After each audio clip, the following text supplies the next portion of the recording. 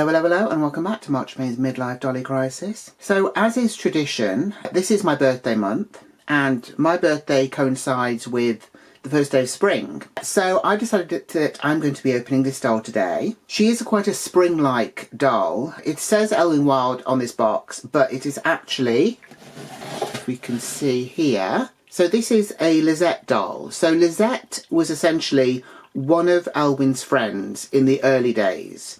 Now she seems to mainly have Nima with her, but in the early days she had a few different friends. She had Lizette, she had Prudence, I think she had one called Amber as well. She had a couple. Anyway, I've never had a Lizette doll before. I'm quite excited to get this one open.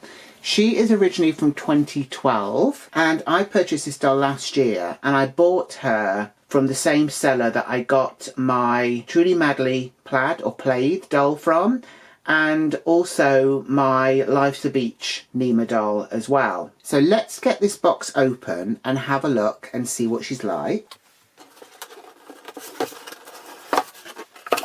So she's still got the tissue and everything in there. If we open this up, we can see she's very nicely wrapped, and she's upside down. So let's turn her the right way up, shall we? Okay, so we have a flower here which is possibly off something, but never mind, let's see. So, we've got her little poem card here. If you want to have a read, please feel free. There we go, so that is her poem card there. And here she is. So look, I'm going to get her out and all the accessories, and then we'll have a proper look at her together. So here is our pretty little Lizette. As you can see, she comes with a second outfit. She also comes with a second wig, which I've never really had before. She's got a handbag there, which it actually feels okay. You kind of worry when it's sort of that pleathery stuff, but this one seems fine for now, so that's good. She's also got her shoes already on, which I'm hoping are okay. They kind of feel okay. I think sometimes with these things it kind of depends, firstly on luck, and secondly I think on the actual materials that they've used. So it's possible, I mean this doll is from 2012, so obviously she's not as old as some of the other ones that I've unboxed, and their shoes have kind of come apart. So yeah, so hopefully that's going to be fine. Let me remove this from her head, because she comes with this like net thing, I think, just to protect the hair and everything. And let's have a closer look at her. So obviously she's had that hairnet on for a long time, so her hair is a little bit sort of box hairy, but I think you'd be able to sort of make it look nicer, even just using your fingers on it probably. It's not really got product on it. It feels a bit dry, but then it does have that kind of crimped effect in it, so that probably has affected the hair somewhat. But that said, it doesn't feel crunchy or anything like that, which I hate. It also looks very good on her. You wouldn't necessarily know it was a wig. We know it's a wig because she's got a spare wig with her, but you wouldn't necessarily, looking at it, think, oh yeah, she's wearing a wig. Yeah, so kind of the sort of edges of the wig, they've been very clever with how they've sort of placed the hair there, so that's good.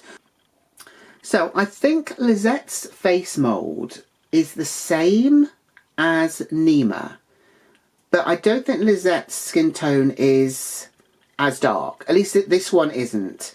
So this doll does not have eyelashes. Some of the other ones do have kind of glued on eyelashes, but this one has only got them kind of painted on, but that's fine. She's got a beautiful pair of brown eyes.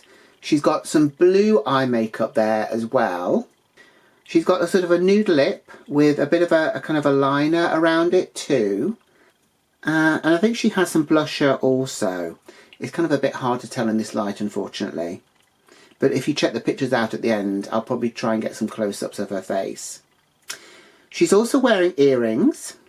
Now, these have gone a little bit tarnished, I think, probably just with age. But that's fine. These ones you can just remove.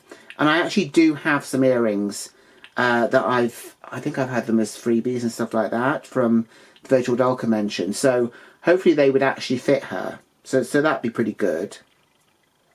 If we go down, her articulation is basically going to be the same as all the Ellowyne Wilde dolls that I've got. So her head will kind of tilt and go back and forth. She's going to have articulation at the shoulders and at the elbow and at the wrist. She's got articulation, I think, just under the bust here. Yep. So she doesn't have anything at the waist. So the articulation that she's got kind of in her torso is this bit here. And the other articulation she's got, basically her legs will come out. So they do kind of go to a 90-degree angle there. She also has knee articulation. She doesn't have anything in the ankles, which is fine by me, to be honest. So that's kind of articulation-wise. Clothes-wise, she's got this really pretty dress on. So obviously it's a lot of sort of greens and yellows in there, which I think go really nicely with her. There are also kind of bits of sort of see-through bits as well. It feels as though it's kind of a mixture of sort of fabric and netting, but I think it's all kind of netting really. And it just depends, because some of it is kind of ruched up, as you can see here on the arm. There's a bit of a hole in this bit here. I wonder if that's on both sides. No, it's not. It's just there. Never mind. I can probably sew that up anyway. But yeah, the part of the dress where she's got kind of ruching. So she's got around the waist. She's got a bit kind of around the arms. There's a lot on the actual arms there. That kind of helps to sort of cover the skin, I guess, because if it wasn't like that, you would see straight through it. And there are bits where you can see straight through it there. It's actually so nicely sewn by the looks of it. And obviously it's kind of an unusual kind of look. It's quite a light dress. I don't know if there's another layer. No, so there's only one layer here. But if we go further down the skirt, so obviously the skirt part is kind of gathered here at the waist as well. And then we've got this sort of band down the bottom with a frill sort of added on. So it's kind of a nice length for her. It just goes to around the knee area. So underneath this, she's wearing some tights. So she's got these, and I think they look blue to me, like a kind of a light blue colour. So obviously they're kind of netted as well. And it looks to me like they've got little heart patterns on there. So hearts there, and then the rest is kind of like a diamond shape, sort of joining the hearts together. If we go further down, she's wearing a red pair of shoes, which seems a little bit jarring perhaps from the rest of her outfit. But her second dress is going to probably go better with these because there is kind of reds within that. We've got some buckles on the side here. We have got a little bit of loss of fabric at the back there, but you would expect that from this kind of material, and particularly, you know, this doll is from, you know, over 10 years ago, really. So, you know, she's not a brand new doll, so you would expect these things to happen with age. They seem pretty stable, which I'm very pleased about, because it's always nice to have an extra pair of shoes anyway. So that is those. Let's now have a look at the other pieces that she comes with. So obviously she's got a stand, which we have here. So it's the kind of the usual stand. We've got a round base, and then we've got this bit here, which is the saddle part. This is not telescopic. Some of the later ones that I've got are telescopic, but this one is literally just, that's it. That's the length it will be. So that's that bit, and that you just press into the hole that we've got here. So then the other bits we've got is another dress. We've got this purse, and we've also got this wig. So let me move Lizette out of the way. So the little flower that I found in the box was actually from the dress, and I've just kind of reattached it. I don't know how well it will stay. I may have to kind of try and glue that on. So let's have a closer look at the dress, shall we? So again with this, we've got very kind of light material. We've got lots of frills on this one, and lots of kind of pleating, as you can see. It looks very nicely put together. We've basically got two pattern fabrics that they put together. So we've got this one with the kind of the floral bits on, which are basically kind of like reds and oranges and purples, and they're on a sort of a baby blue background, which I guess would go nicely with the tights that she's wearing. Also, obviously the reds in this would look nice with the shoes as well. This one has a high neck, which also is going to have kind of like a neck ruff around the top there. We've got short sleeves here, whereas the other one was a long sleeve dress. And if you look at the back, we've got basically press studs down the back there. So we've got ruching around the waist here. This is in the other fabric, by the way. And we've got this kind of flower kind of motif stuck on the side here. Now I don't know if that's sewn on or how that's put on. Obviously, you know, this flower came off, but the rest of it seems pretty secure as it is. If we go further down, we've then got basically rows. So we've got a row of pleats, and then we've got a row of the other fabric. So the other fabric is not pleated, mainly because I guess it's so thin anyway, that you probably wouldn't be able to get sort of this kind of crisp pleating in like you've got there. It's going to differ around the waist because there's more of it, but if you're trying to pleat this into sort of tiny pleats, it might be a bit more difficult. This fabric has got a sort of a light, sort of creamy background, I guess. And again, we've got kind of reds and oranges on there. The pattern is a lot bigger than this pattern, so you're only getting kind of parts of it in there. And obviously check the pictures out at the end because you might be able to see it better there. So we've got a row there of that fabric. We then go back to the colourful fabric on the next row. We then got another row of the paler fabric, and then we finish off with a row of the very kind of multicoloured fabric there. So that is the dress. So here's the handbag. So it looks as though the main body of it is made up of strips of pleather, which they've kind of woven together to kind of form the bag. Obviously there are kind of like parts of it that have been sort of stitched together. So we've got this bit here, which gives us kind of more depth to the bag.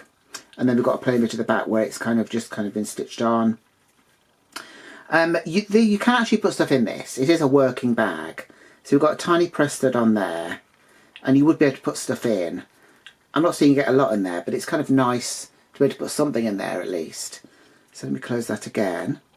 The handle of the bag is made of these sort of clear beads, which is quite cute.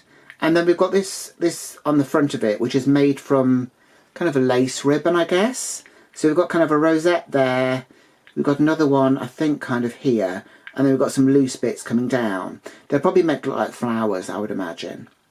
So that is the bag. So then finally, we've got this amazing wig. So let me remove this hairnet here.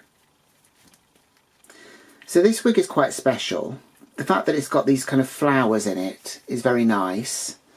And obviously that would go very nicely with the second dress, really. It's also on this kind of flocked head that we've got here, which is nice because it obviously can keep the wig sort of, you know, very, very kind of nice in the packaging. So colour-wise, we have this very kind of proper sort of, a proper red or proper ginger colour there going on. We've got a fringe at the front, we've got a middle parting there, and then we've got these kind of really cute sort of 40s looking curls around the back there. So it curls under there.